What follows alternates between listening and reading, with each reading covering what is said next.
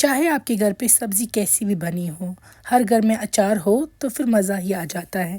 آج بنائیں گے ہم میرا پرسنل فیوریٹ اچار یعنی کہ پھول گوبھی کا اچار۔ بنانا کافی آسان ہے۔ ہم نے یہاں پہ لیے ہیں کالی فلاور پھول گوبھی۔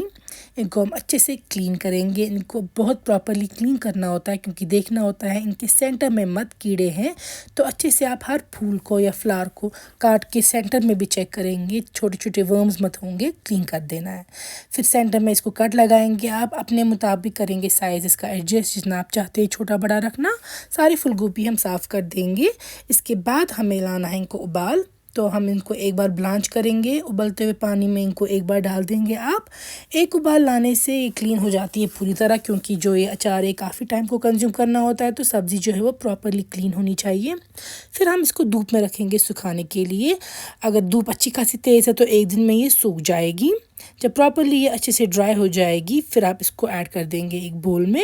یہاں پہ آپ دیکھ سکتے ہیں سارا پانی جو ہے اس کا وہ ایبزارب ہو چکا ہے، پانی نہیں ہے اس میں اب۔ یہاں پہ میں مسٹرڈ آئل لے رہی ہوں پین میں، اس کا میں اسموک نکال کے رکھ دوں گی۔ Mustard oil as a preservative کام کرتا ہے اچار میں۔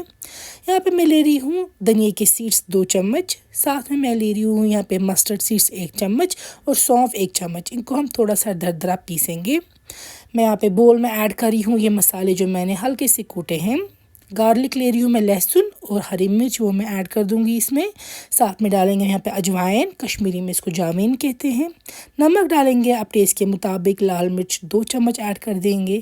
ساتھ میں اس میں ہم ڈالیں گے ہلدی 1 چمچ۔ اس کے ساتھ ہم اس میں ایڈ کر دیں گے تھوڑا سا جنجر پاؤڈر، پھر ڈالیں گے ہم لونگ یا کلوز تھوڑے سے اور ہلکی سی دال چینی۔ اچھے سے ان سارے اسپائسز کو آپ پہلے ٹاس کریں گے، مکس کریں گے ایک بار۔ تیل کو ہمیں جب ایڈ کرنا ہے تو وہ تھوڑا سا گرم ہونا چاہیے، لیوک وارم، ابلتا ہوا گرم بھی نہیں اور بالکل بھی ٹھنڈا نہیں۔ لیوک وارم جو تیل ہے وہ ہم اس میں ایڈ کر دیں گے۔ اگر آپ کو تھوڑا گرم لگ رہا ہوگا، پہلے آپ چاہے تو لکڑی کے کسی اسپیٹولا سے اچھے سے مکس کر سکتے ہیں۔ اس کے بعد ہاتھ کی مدد سے مکس کر دیں گے تاکہ تیل جو ہے وہ اچھے سے اسپائسز کے ساتھ بھی مکس ہو جائے اور کالی فلاور کے ساتھ بھی۔ تو لیکن ہمیں میک شور کرنا ہے یہ ٹوٹے نہ، زیادہ زور سے نہیں پریس کیجیے گا۔ یہاں پہ میں نے گلاس کے 2 جارز لیے ہیں، یہ اچھے سے کلین اسٹیرلائزڈ ہیں۔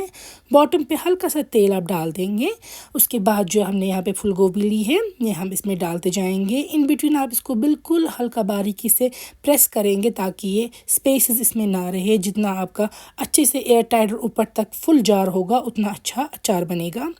دونوں جار میں سیم طریقے سے فل کر دوں گی۔